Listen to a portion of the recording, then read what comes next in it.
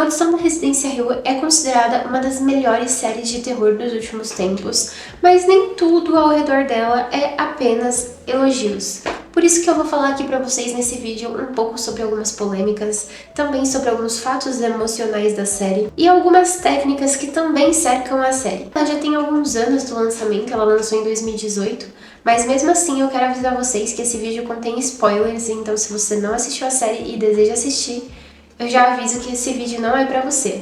Agora, se você já assistiu ou não liga pra spoilers, pode prosseguir, que eu vou falar muito sobre a série aqui.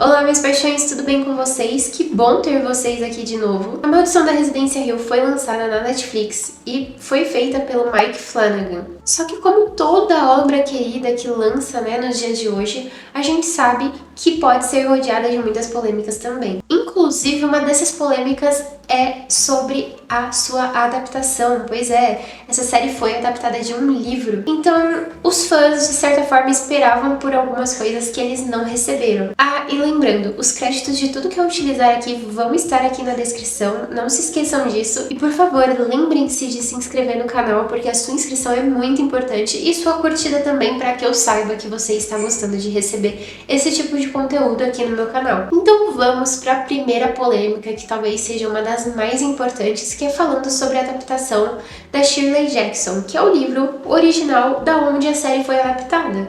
Eu, inclusive, tenho esse livro aqui, ó, chama A Assombração da Casa da Colina. E vocês querem saber a minha opinião sobre esse livro? Eu vou falar uma coisa pra vocês. Esse livro tem uma escrita super lenta. Pelo menos quando eu li essa história, eu senti que a escrita era lenta.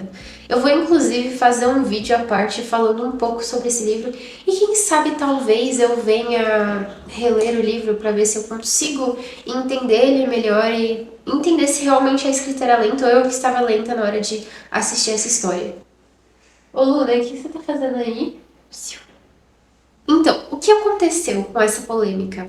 A série, ela utiliza o nome ali dos personagens do livro, que inclusive foi um livro escrito em 1959. E, eu não sei se vocês sabem, algumas pessoas sim, outras não. A Shirley Jackson, na verdade, ela influenciou autores mais recentes de terror, como por exemplo o Stephen King, ou a Donna Tartt, ou o Neil Gaiman, e o Richard Matheson. Então ela realmente é muito importante ali no gênero do terror. Então acredito eu que os fãs vão pedir um pouco mais, daquelas adaptações. E aí eles realmente mudaram bastante sobre a trama ali da história. É uma adaptação bem livre. Ela mais foi uma inspiração no livro do que uma adaptação de verdade. Só que o maior problema disso tudo é que muitas vezes as pessoas esperam uma adaptação mais fiel. E não necessariamente foi isso que o Mike quis fazer. Já a segunda polêmica é sobre o final da série. Eu confesso que particularmente eu gostei do final da série. Depois de 9 episódios super densos, super tensos e cheios de ambiguidade ali pra você entender o que realmente está acontecendo na trama, o último episódio ele tem um desfecho mais esperançoso, digamos assim. Muito mais resolvido, e isso dividiu muitas opiniões. Tem gente que, como eu, amou o fechamento ali da série.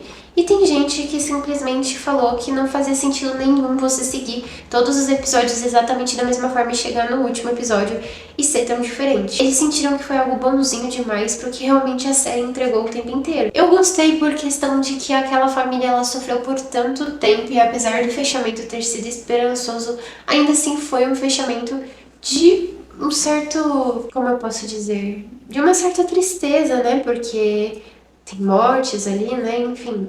Não é um final feliz, a gente sabe disso. E outra parte da audiência, que seria a terceira polêmica, falava sobre aquilo é um drama familiar misturado com suspense, com leve terror, ou realmente era um terror. Meio que esse tal de leve terror que eles comentam seria algo mais sobrenatural, não sei. Porque o que acontece? O marketing vendeu A Maldição da Residência Hill como uma série de terror pesada, e que contém muitos sustos, muitos jump scares, como muita gente fala.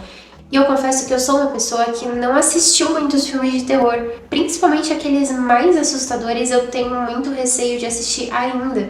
Mas eu já assisti algumas coisas e A Maldição da Residência Hill foi um dos terrores que mais me assustou e mais me deu jumpscares que eu já vi na minha vida até o momento.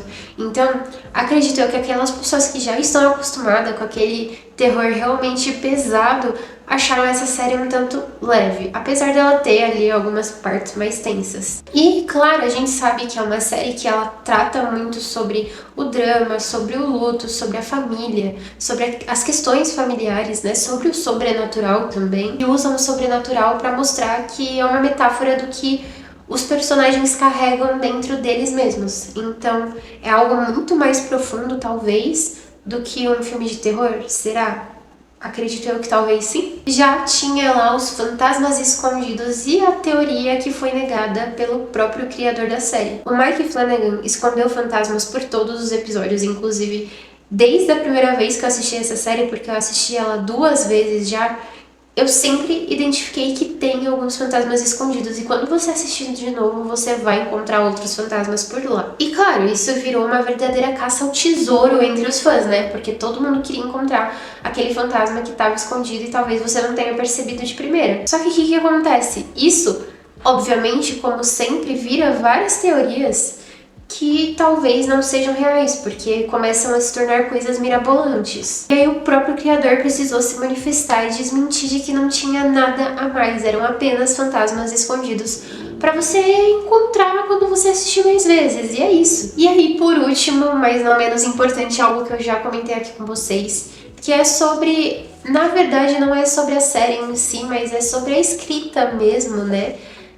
Do livro, da adaptação. Muita gente ama esse livro aqui de paixão, e eu confesso que eu esperava mais, mas porque eu assisti A Maldição da Residência Hill, que é uma história totalmente livre, como eu comentei, é uma história que não tem nada a ver com essa história aqui, e aí quando você se depara com uma história que não tem nada a ver, você fica perdido. Eu acho que é exatamente isso que os fãs pensaram quando eles leram o livro primeiro e foram assistir a série depois. Mas eu ainda quero muito reler esse livro pra saber se a minha opinião mudou. Afinal, não é um livro de terror contemporâneo, ele já é um livro antigo, né? E é isso. Então, quem sabe no próximo vídeo aí eu falo pra vocês um pouco sobre o enredo dessa história, porque ela é totalmente diferente do enredo da Maldição da Residência Hill. E é isso, mesmo que A Maldição seja uma série totalmente aclamada, ela não deixa de ser uma série que tenha tido polêmicas durante o seu lançamento, mas também no decorrer dos anos que se passaram depois dela. E uma observação muito importante que eu quero deixar nesse vídeo aqui